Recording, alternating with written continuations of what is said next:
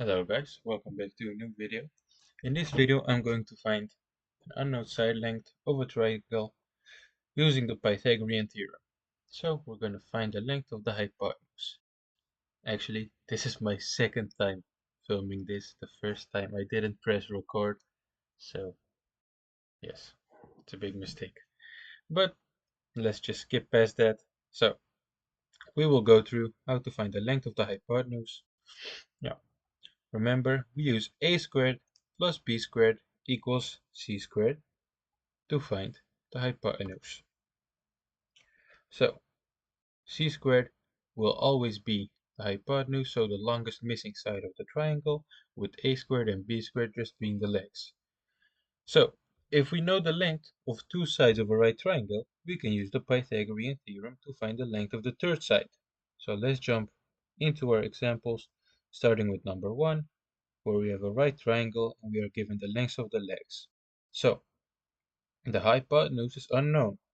Remember, the hypotenuse is the longest side, so the longest side of the triangle.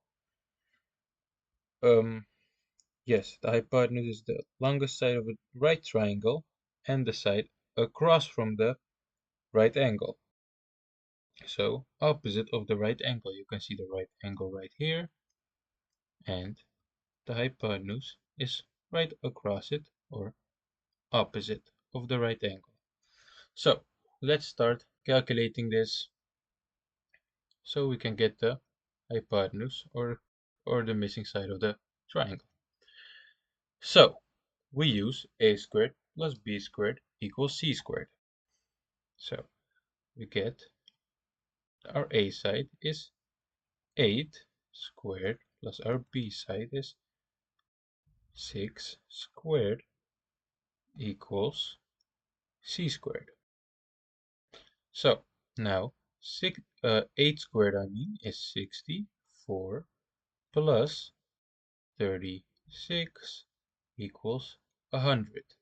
So this will be our c squared, but we don't want it squared, we just want it normal. So to reverse the squared, or basically get rid of the squared, we have to get the square root of 100. So the square root of 100 equals 10. So our final answer will be 10 meters. This will be the length of our hypotenuse. If you want to check this, you can just do 10 squared, and the answer of that will be 100. So that was the first one. Now we're going to go to our second example, where we have a different triangle, but basically the same things we're going to do. So the first one, the answer is 10. So our side C will be 10. Now on to the second example. We're going to do the exact same thing. So we have a plus b squared equals c squared. So a squared plus b squared equals c squared. So 10 squared is 100 plus 7 squared is 49, which equals 149. So now again we have to get the square root of this one. Let's move this a bit so we have a bit of space we can work with. So we need the square root of this. So 149, the square root of 149 is approximately 12.206. Now we're going to round it up to the hundredths to get the right answer. So to round it up, we look to the right and we see that the right number is above 5.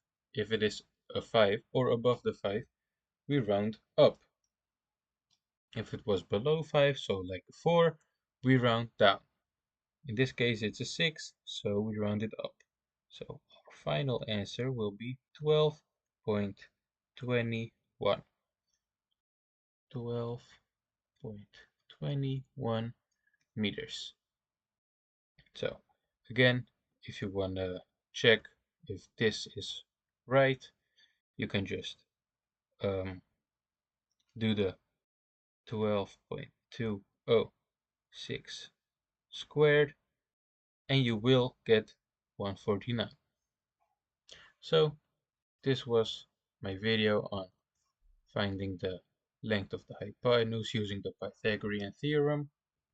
I hope you guys understood the video. If you guys like the video, leave a thumbs up, subscribe to the channel, and I will see you guys in the next video.